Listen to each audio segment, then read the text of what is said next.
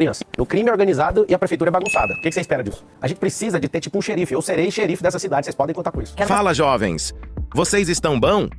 Eu não estou acreditando. Deixaram o Pablito falar em uma entrevista pela primeira vez? O que está acontecendo? Veja! Se o senhor for eleito, o que São Paulo vai conhecer? Se eu for não, né? Boa noite, meninas. Eu sou o próximo prefeito de São Paulo e falo isso com humildade de alguém que quer servir, sou um servo do povo. Não acredito mais em políticos profissionais. Se realmente essa experiência política fosse levada em conta, a gente não estava com a cidade nesse caos que a gente encontra lá hoje. Sobre gestão, igual você, quando você que está em casa assistindo, obrigado aí pelo seu tempo, acho que é a coisa mais preciosa que você tem na vida e você está dedicando agora para ouvir sobre as eleições de São Paulo. Quando você ganha R$2.000, R$3.000, você não tem que rever alguns gastos. A prefeitura está com pouco dinheiro. Segundo todos estão falando, pela ineficiência, né? Porque são 120 bilhões ano que vem de orçamento e já está tudo comprometido por falta de eficiência. E aqui está o segredo.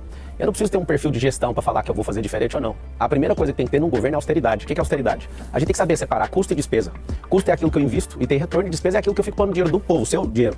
O dinheiro de 190 mil pessoas está na fila de cirurgia, 447 mil pessoas estão na fila de exame, 34 milhões de calçadas que precisa ser feito, 34 milhões de metros. Você sabia, você que está assistindo, que se não tiver um gestor aí com esse recurso todo, esses milhões de metros quadrados de calçada representa 30% dos acidentes que a gente recebe nas UPAs hoje. Ou seja, são coisas tão básicas. E a gente está falando de São Paulo, a gente não está falando de uma cidade do interior com 50 mil pessoas, não. Estamos falando da poderosa São Paulo. Então, assim, meu perfil, ele é muito simples. Ele é um perfil igual do pai de família. Vai ter que chegar e olhar o orçamento. O orçamento é 120 bi. Onde que estão os problemas? Primeira coisa, 50% de todo o recurso de São Paulo é jogado fora, com morosidade, burocracia, ineficiência, companheirada, corrupção. Primeira coisa, só de trocar um governo por outro governo, esses esquemas todos já começam a cair. E se quiser perguntar, você acha que tem esquema? Acho, não, tenho certeza que tem esquema. Você que é comerciante aí de algum distrito de São Paulo, são 32 subprefeituras, você sabe muito bem o que está acontecendo. Vários de vocês são extorquidos. Você começa a ver essa companheirada, esse movimento. Por que tem 12 partidos apoiando o Nunes? Por que tem esse tanto de gente preocupada em não perder essa prefeitura? Por que junta o presidente da República de um lado, loucamente precisando dessa prefeitura, né, que é o terceiro maior orçamento do Brasil? Por que eles querem um orçamento já que está tudo dedicado e tudo vinculado? A resposta é muito simples. Eu não sou a favor do Estado grande nem do Estado mínimo, sou a favor do Estado eficiente, da gente ser servo do povo de verdade. E assim como você faz as suas contas, eu também vou fazer as nossas, só tem uma diferença. Você aumentar a receita do Estado sem arrancar seu couro. Você aumentar imposto, você vai ver o maior levante de receita na cidade de São Paulo, sem levantar R$1 de imposto. Aí não vai fazer o que o Lula e o Haddad, que já foi prefeito aqui de São Paulo, estão fazendo. Então assim, vou abrir para todos, que fique registrado isso aí. Nós somos um partido que não está dependendo de nenhum outro partido. Tinha alguns para ver, eles queriam minha alma, eu não vou entregar minha alma para virar político profissional.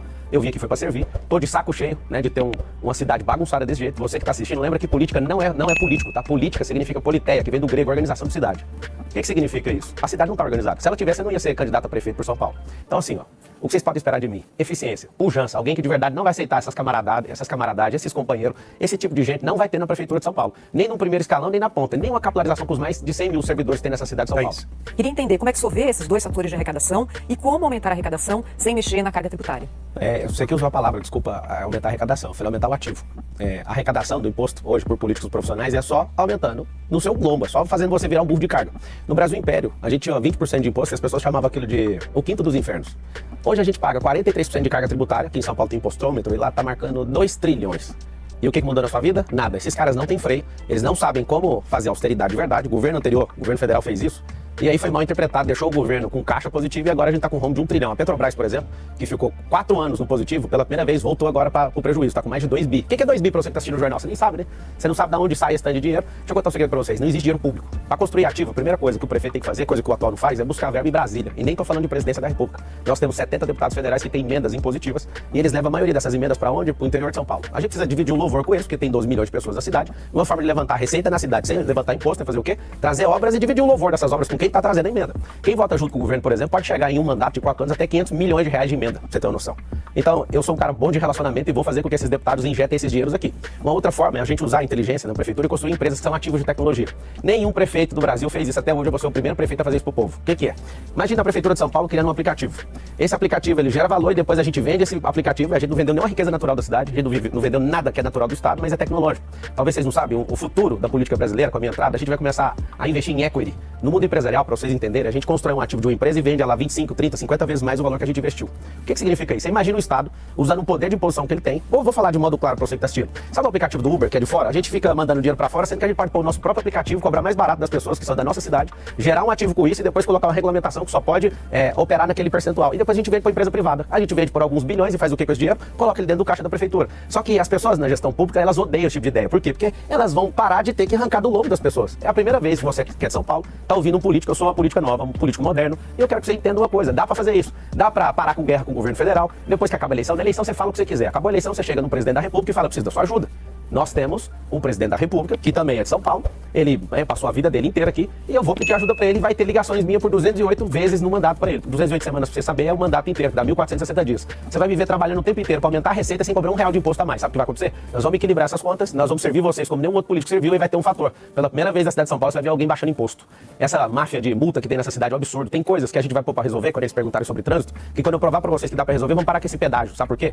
Pedágio. Ah, mas isso é do governo do estado. Nada que um prefeito bem intencionado não coloque pressão vai funcionar. Vai funcionar sim. Agora, por que tem rodízio de placa aqui em São Paulo? Rico tem 2 carros, você que é pobre tem só um. Por que é desse jeito? Porque é ineficiente em tudo. Quando falar de trânsito, eu vou te mostrar soluções pra gente resolver isso. O senhor defende ainda o pedágio urbano? Como funcionaria? Esse pedágio seria o que já tem, né? De quem é de fora, no modelo europeu, ao invés de pagar um valor, quem usar menos. Ou quem usar mais, pagar pelo tempo, até da entrada até a saída de Isso nas estradas, mas o senhor chegou a falar de um pedágio dentro da cidade? Na verdade não, foi desse mês de entrada. Tem 10 rodovias que cercam a cidade, e essas 10 rodovias, elas precisam ser revistas, e até propus o Bolsão, e lá vai então as propostas em relação a isso. Acho que não é viável, fui convencido pelos especialistas que não faz sentido isso dentro da cidade, só fora. Mas seria cobrado numa área? Não vai ser, central? porque isso não é a proposta. Já foi descartado. É porque não faz sentido, a gente tem soluções mais baratas e mais lógicas para as pessoas. Primeira delas, tem 10 rodovias que entram na cidade de São Paulo. Precisamos de criar 10 bolsões ou mais de 15 mil a 50 mil vagas. Nesses bolsões, inclusive, já escolhi algumas áreas que nós vamos desapropriar. Por que isso? Porque São Paulo tem 12 milhões de pessoas. Quando juntar a metrópole, com esses mais de 20 municípios, na verdade, salvo engano, 38 municípios, a gente fica com 20 milhões de pessoas. Essas outras metrópoles juntas, a gente tem 30 milhões de pessoas. A maior, fora a cidade asiática, São Paulo é a maior do mundo, pra você ter uma noção. O que acontece? Imagina uma pessoa que vem do interior para entrar dentro da cidade, trazendo poluição, diminuindo a velocidade do trânsito, e com uma pessoa só dentro do carro. O que a gente tem que fazer? Colocar isso nos bolsões, usar ônibus para se deslocar de lá. Inclusive, nós vamos trazer uma inovação aqui para a cidade de São Paulo, que é o teleférico. Esse teleférico é para deslocar desses bolsões até a próxima estação, para interligar a rede de transporte público. E também, esses bolsões, a gente vai transformar eles em eventos. São Paulo hoje, a maior parte do turismo, São Paulo, são 100 mil eventos por ano. Então, a nossa pegada é mais negócio. Ninguém tá vindo aqui porque o turismo é difundido. Isso não tem isso aqui, não. Ninguém vem aqui por causa de turismo, vem por causa de negócio. Então, a gente vai capilarizar esses bolsões para fazer grandes eventos em todas as entradas da cidade de São Paulo. Segunda coisa no trânsito, fazer como nos Estados Unidos. Ao invés de criar alguma solução de infraestrutura poderosa, a gente vai liberar virar à direita no vermelho. É assim que funciona nos Estados Unidos. Quando tem uma fila de carro e aí você quer virar à direita, que chama giro de quadra, você pode usar o vermelho como pare. Isso é um processo educacional que leva um ano, as pessoas têm que reaprender a usar o trânsito, isso não vai gastar R$1 de infraestrutura. Terceiro ponto que a gente vai usar no trânsito de São Paulo. A gente vai, nas marginais, a gente vai criar via expressa, controlada por câmera e os carros que têm 2 ou mais pessoas, elas podem trafegar em alta velocidade nessa via expressa. Próximo assunto, que é um assunto determinante, tem o nosso rodoanel, que é o Mário Covas, 177 quilômetros, tem 44 quilômetros que são inutilizados, gastamos 5 bilhões como povo e até hoje não terminou. Isso é uma obra do Estado? Mas um prefeito, pra você entender, se ele for contra o governo, não libera, nada acontece aqui dentro. Se ele for a favor, acelera, então eu vou cobrar isso todo dia. A gente vai desviar o tráfego pesado de veículos, o tráfego de caminhões, de carros pesados para esse rodoanel, isso vai liberar o trânsito. Agora, se eu somar todas essas soluções, junto com o teleférico nas comunidades, isso não é solução de mobilidade para a cidade inteira, tá? Isso aí agora é uma solução para enriquecer e colocar as comunidades mais fortes. Eu quero colocar centro gastronômico nessas comunidades, centro olímpico de empreendedorismo. Esse centro olímpico vai dar uma identidade esportiva para todo mundo. Para finalizar o assunto, eu vou te contar a maior solução de trânsito, você não vai acreditar. A maior de todas. Se eu somar todas essas que eu falei, não dá 10%, não chega nada próximo do que é capilarizar o empreendedorismo na cidade. O que é? Levar empresas para onde? Para a sua comunidade. Nesse plano nosso, projeto, que é a Comunidade Forte, nós vamos levar empreendedorismo para todas as comunidades. O que vai acontecer? Na sua comunidade, você não vai ficar precisando ficar arrastado no metrô, onde você nem é tratado como gente. Você não vai ficar 2 horas se deslocando, porque não faz sentido você sair de dentro da sua casa 4 horas da manhã para chegar às 7 num lugar, ir lá, abrir seu computador e entrar na internet, sendo que você poderia fazer isso aí onde você está. Então nós vamos levar empresa, só que eu tenho um empecilho com isso. A maior parte das áreas de comunidade, periferia e favela, elas têm um problema, não tem liberação fundiária. E aí nisso, onde você vai ver o benefício, a gente levando empresas para esses lugares, a gente precisa fazer esse mutirão. A prefeitura é uma baderna. E isso me deixa bem alegre e vou falar por quê. Não torcendo contra quem está aí na administração, mas porque vai ter um trabalho muito bom de organização e eu gosto de mexer com isso. A prefeitura hoje, para vocês terem uma noção, tem 40 mil imóveis. E a maioria sem destinação nenhuma. Aí você imagina o que hoje a gente fica vendo algumas pessoas acreditando em balela de Guilherme Boulos, que fica falando que vai arrumar casa para alguém. Fazer um desafio para você que mora em São Paulo. Pega as emendas do Guilherme Boulos e vê alguma que ele construiu alguma casa, com alguma emenda dele que construiu alguma casa na cidade de São Paulo. Só acha uma. Eu desafio todos vocês que acreditam nessa lorota, tem gente que tá há 15 anos, 20 anos, 10 anos esperando um imóvel e não vai ter. Por quê? Porque isso é uma balela. O governo de esquerda tem a promessa de ficar enchendo você de esperança, mas não consegue cumprir absolutamente nada. Porque se cumprir, acabou, eles não tem mais nada para fazer. Então eles vão ficar sempre no gerúndio. Os governos, por exemplo, do PT, ficaram 13 anos para fazer a transposição do Rio São Francisco, que é uma técnica mundial desses esquerdistas malucos. Sabe o que eles fazem? Eles falam assim, estamos fazendo. Gerúndio é ficar o tempo inteiro falando que tá fazendo. Esse NDO, fazendo. Não termina nunca. 3 governos eles não terminam. Aí chega alguém em poucos meses, tipo o outro presidente, vai lá e termina a obra. Por quê? Porque é interesse deles. É a mesma coisa de um advogado que às vezes quer levar o cliente na má fé e ele fica arrastando o processo, ele fica criando um monte de remédio jurídico ali para não terminar a causa, porque ele ganha se a causa estiver rolando. E você que é povo, acho que você já cansou disso. O que é a grande verdade? A gente fazendo essas liberações fundiárias, a gente consegue levar essas empresas para lá e pela primeira vez você vai ver o seguinte, empresa aberta na quebrada vai ter diminuição de imposto. E eu quero saber quantas empresas que não vão querer isso, quantas empresas que não vão querer levar suas oficinas, parte das suas produções para esses lugares, sendo que as pessoas que estão na empresa que elas estão em qualquer outro lugar na cidade já vieram desses lugares. Agora, candidato, tanto a gente viu os dados de Londres. Londres violenta é um paraíso para São Paulo. Como é que o senhor pretende lidar com esse assunto? A primeira coisa de segurança é lembrar para todo o povo aonde está escrita na nossa promessa de segurança. Está no artigo 144 da Constituição Federal. Está escrito assim, ó, é dever do Estado e direito de todos a segurança. O Estado está cumprindo isso. Primeiro ente para nos defender é o governo federal. Parece que ele não tem muita simpatia com a polícia, quer desmilitarizar a polícia. Segundo, governo do Estado. É ele que fica com a polícia ostensiva, a polícia militar que você conhece. A Polícia Civil é conhecida como uma polícia judiciária. A Prefeitura não tem polícia, a Prefeitura tem guarda. Tem uma PEC, salvo engano, a 57 está tramitando no Congresso Nacional, que essa PEC, se ela for aprovada, a Guarda Municipal ela vai ter poder de polícia. Mas enquanto ela não tem, hoje na cidade de São Paulo tem aproximadamente 7.100, mais ou menos, guardas municipais. Esses 7.000 guardas, no nosso governo, nós vamos triplicar e pela lei a gente consegue chegar até 24.000. Mas você acha que precisa de mais? Até o limite da lei. Nós precisamos de ter sensação de segurança. Então a primeira coisa que eu acredito é nessa capilarização da Guarda Municipal. A gente precisa firmar um acordo com o nosso governador, que inclusive é alguém que eu gosto muito, respeito muito, alguém que gosta de disciplina, e a gente pode juntar forças para resolver o problema da segurança de São Paulo. O governador, ele reside aqui, ele mora nessa cidade. E morar nessa cidade fica bem mais simples de cobrar ele, né? Porque ele também quer um lugar seguro. O que a gente precisa fazer? Triplicar esse efetivo da Guarda Municipal. Por lei a gente consegue chegar até 24.000. Então eu posso colocar como promessa de campanha a gente abrir concursos, né, paulatinamente, até chegar nesses 21.000.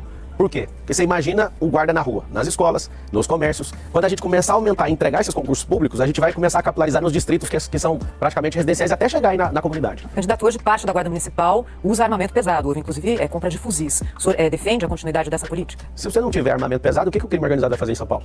É uma pergunta que eu te faço. Precisaria da guarda ter fuzil? Não precisaria, desde que aqui não tivesse um crime organizado. Presta atenção você que está assistindo, o crime é organizado e a prefeitura é bagunçada. O que você espera disso? Um crime organizado atropela uma cidade inteira, é isso que está acontecendo. Cada 3 pessoas da cidade de São Paulo, uma já foram assaltadas. Uma já foi assaltada. O que significa isso? Você vai ser o próximo, se você não tiver coragem de assumir um novo ambiente político nessa cidade. A verdade é o seguinte, quando você tocou no assunto das câmeras, tem muitas câmeras em Londres, só que elas são efetivas. As pessoas que estão na gestão disso são de fato efetivas. Vou te dar uma solução da Califórnia que eu vi funcionando, eu uso na minha segurança pessoal e a gente vai aplicar na cidade de São Paulo. Não precisa de tantas câmeras, precisa saber que tem inteligência nessas câmeras. Se você colocar análise preditiva com inteligência artificial nessas câmeras, você que está assistindo sabe o que significa? Imagina uma câmera que filma e sozinha fica detectando um comportamento suspeito. Não interessa a cor da pele da pessoa. O que interessa é qual o comportamento que ela está indo. Se você começa, isso aí chama pré-crime.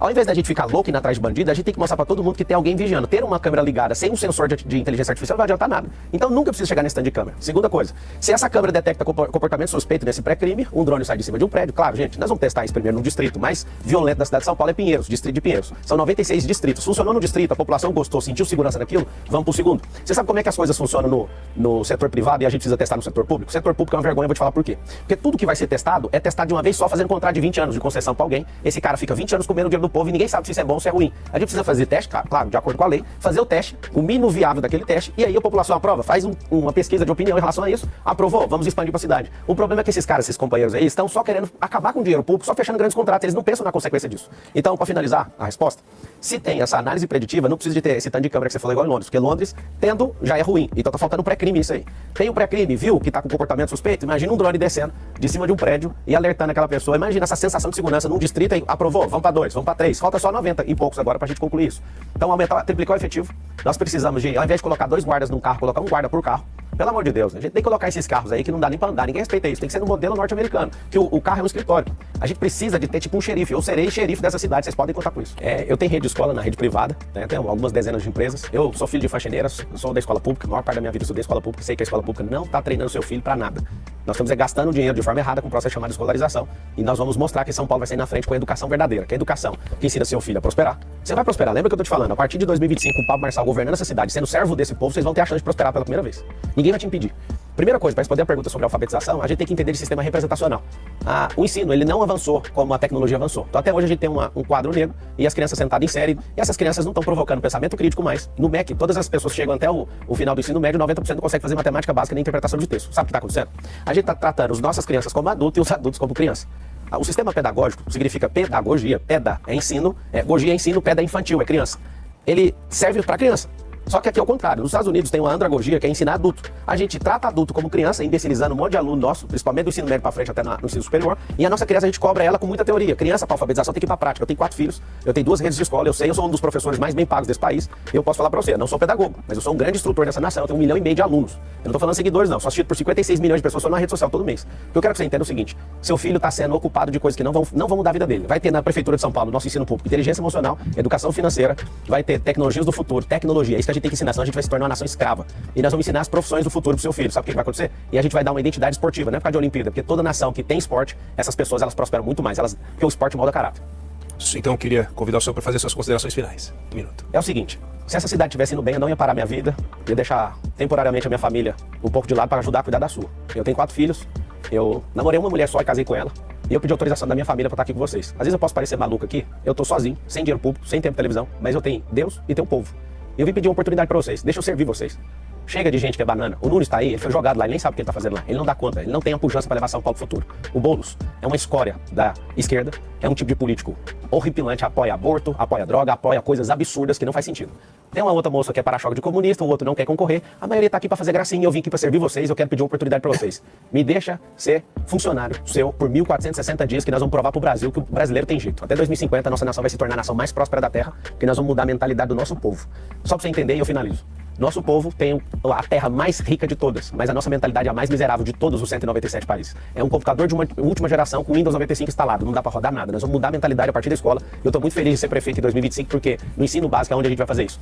Um beijo no seu coração, obrigado a vocês, meu respeito à imprensa e a todos vocês que querem saber a verdade, eu estou à disposição. Eu vou servir vocês com muito carinho. Obrigado. Obrigado. Deixe nos comentários sua opinião e se chegou até aqui, se inscreva em nosso canal, filho.